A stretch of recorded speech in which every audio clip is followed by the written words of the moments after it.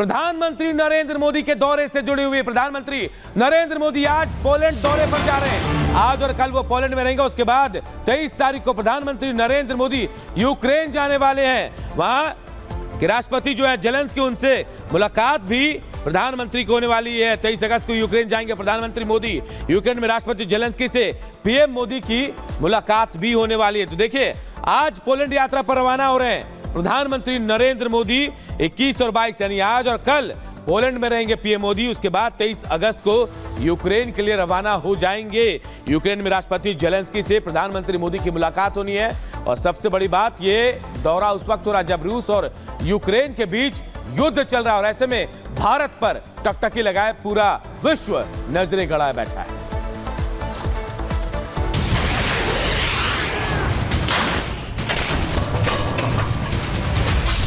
रूस और यूक्रेन के बीच भीषण जंग जारी है। दोनों देश एक दूसरे को जंग के मैदान में शिकस्त देने की लगातार कोशिश कर रहे हैं, लेकिन ना तो अब तक इस जंग का कोई नतीजा निकल सका है और ना ही रूस यूक्रेन युद्ध के मैदान से पीछे हटने को तैयार है। कुल मिलाकर इस जंग में दोनों देशों की सेनाएं मर रही है, बेकसूर नागरिकों की जान जा रही है। लेकिन अब दुनिया को उम्मीद है कि रूस यूक्रेन के बीच जारी जंग किसी नतीजे पर पहुंच सकता है। ऐसा इसलिए क्योंकि भारत के प्रधानमंत्री नरेंद्र मोदी आज से पोलैंड और फिर यूक्रेन का दौरा करने वाले हैं। पीएम मोदी 21 और 22 अगस्त को पोलैंड, जबकि 23 अगस्त को यूक्रेन की यात्रा पर रहेंगे। पीएम मोदी की इस यूक्रेन यात्रा पर पूरी दुनिया की नजर है। दुनिया के तमाम देशों को ऐसा लगता है कि भारत के प्रधानमंत्री का यूक्रेन दौरा रूस यूक्रेन के बीच जारी जंग को रोकने में कारगर साबित हो सकता है।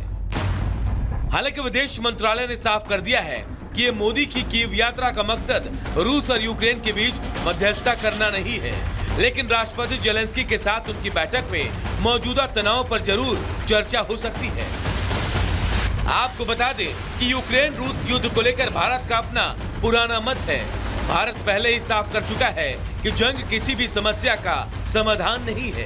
कूटनीति और वार्ता के जरिए ही समाधान निकालने की कोशिश होनी चाहिए। कि हमारी भावी पीढ़ी के उज्जवल भविष्य के लिए शांति सर्वाधिक आवश्यक है, लेकिन मैं ये भी जानता हूं कि युद्ध के मैदान में समाधान संभव नहीं होते।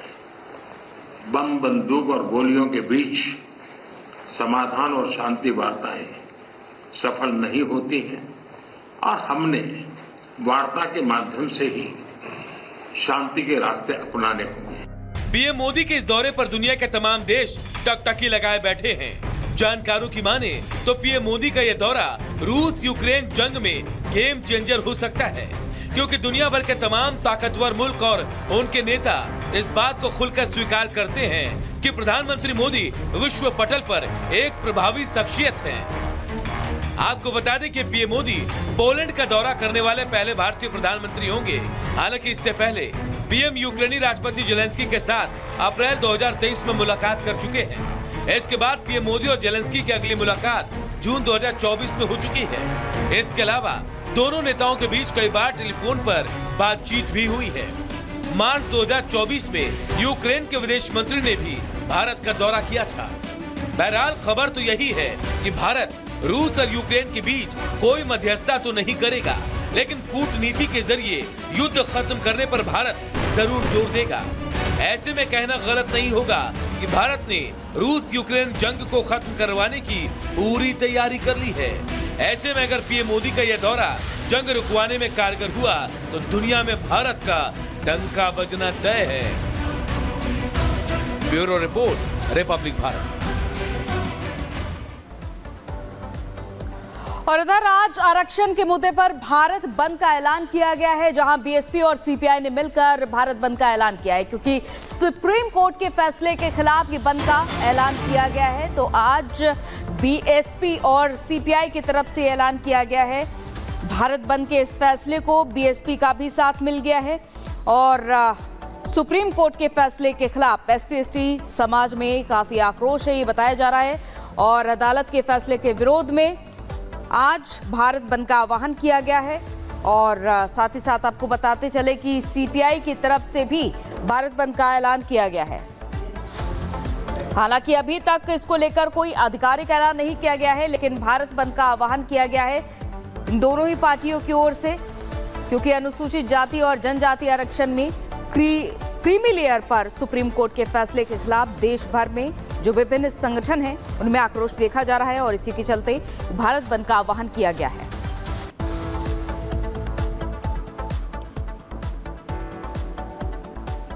और अब बात कोलकाता रेप मर्डर मामले की करते हैं। इस मामले में सीबीआई का एक्शन तेज हो गया है। सीबीआई लगातार छानबीन कर रही है और आज कहा जा रहा है जो आरोपी संजय रॉय है उसका पॉलीग्राफ टेस्ट भी हो सकता है। बड़ी खबर आपको बता रहे हैं, कोलकाता रेप मर्डर केस में सीबीआई का एक्शन तेज हो गया है। आरोपी संजय रॉय का पॉलीग्राफ टेस्ट आज हो सकता है, ये बड़ी खबर आपको बता रहे हैं। लगातार संजय रॉय से सीबीआई पूछताछ कर रही है, तो ये भी जानकारी मिली कि आज सीबीआई जो है पुलिस कर्मियों का भी बयान दर्ज कर सकती है। तो देखिए, इस मामले में लगातार रोज नए नए खुलासे हो रहे हैं। सीबीआई छानबीन कर रही है। गोलमोल जवाब मिलने के बाद कहा जा रहा है कि आज सीबीआई जो है पॉलीग्राफी टेस्ट कर सकती है संजय रॉय का, जो आरोपी है। तो वही जो पुलिसकर्मी है जिन्हें खबर मिली थी पहले, आज उनका भी सीबीआई जो है वो बयान दर्ज कर सकती है। तो लगातार देखिए, जब से सीबीआई ने केस को अपने हाथ में लिया, लगातार इंक्वायरी तेज है, एक्शन तेज हो रहा है और आज संजय रॉय का पॉलीग्राफी टेस्ट हो सकता है, ऐसा कहा जा रहा है। तो इस हैवानियत के खिलाफ देश के लोगों में गुस्सा है और आज सौरभ गांगुली भी प्रदर्शन करने वाले हैं। इस केस को लेकर के अपनी पत्नी डोना गांगुली के साथ वो प्रदर्शन करेंगे, क्योंकि जहां एक तरफ डॉक्टर्स में नाराजगी देखी जा रही है, पूरे देश में उबाल देखा जा रहा है, आक्रोश देखा जा रहा है, तो वहीं कोलकाता कांड के खिलाफ सड़क पर आज सौरभ गांगुली भी उतरने वाले हैं और अपनी पत्नी डोना गांगुली के साथ वो भी इस कांड को लेकर प्रदर्शन करेंगे। जिस तरह कोलकाता के आरजी कर मेडिकल कॉलेज में ट्रेनी डॉक्टर के साथ दरिंदगी हुई और उसका मर्डर हुआ, उसके बाद पूरी सड़कों पर देखा जा रहा है इस तरह का आक्रोश और आज सौरभ गांगुली भी प्रदर्शन में शामिल होने वाले हैं। तो कोलकाता रेप मर्डर केस से जुड़ी हम आपको एक एक खबर बता रहे हैं और कोलकाता में बीजेपी को प्रदर्शन की इजाजत मिल चुकी है। कोलकाता में 5 दिन तक प्रदर्शन करेगी बीजेपी। कलकत्ता हाई कोर्ट से बीजेपी को प्रदर्शन की इजाजत मिली है और अब बीजेपी भी कोलकाता में प्रदर्शन करने वाली है।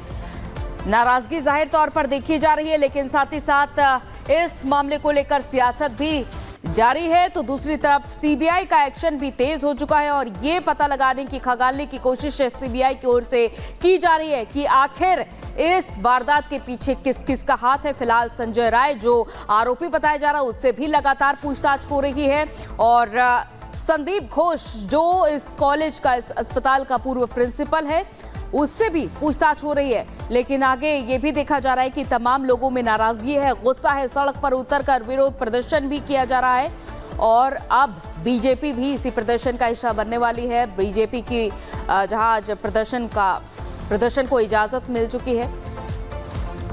तो फिलहाल शुभेंदु अधिकारी और तमाम जो नेता है बीजेपी के कलकत्ता में, वो आज प्रदर्शन करते हुए नजर आएंगे।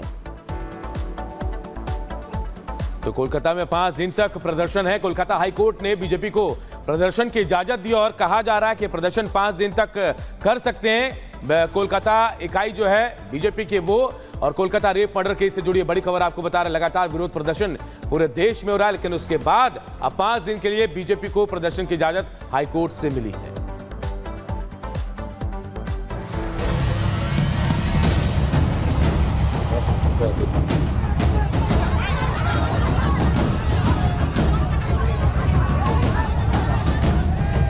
कोलकाता में ट्रेनी डॉक्टर के साथ हुई हैवानियत से पूरा देश हिल गया है।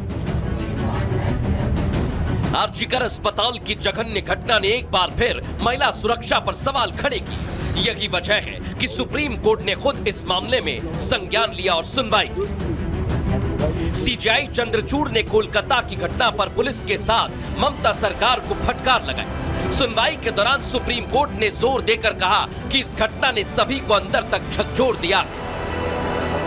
बंगाल सरकार की तरफ से सिब्बल साहब ने बोला कि 7,000 लोग आ गए थे इसलिए पुलिस भाग गई।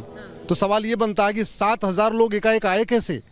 500 लोगों का ऑडिटोरियम में कार्यक्रम होता है, उस कार्यक्रम के लिए कम से कम 1 हफ्ते मेहनत करनी पड़ती तब 500 लोग इकट्ठा हो पाते हैं।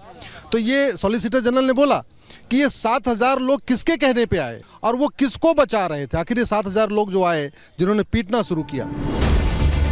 आर्जिकल अस्पताल में ट्रेनी डॉक्टर के साथ हुई जघन्य वारदात ने डॉक्टर्स की सुरक्षा पर, खासकर महिला डॉक्टर्स की सुरक्षा को लेकर नई बहस छेड़ दी है।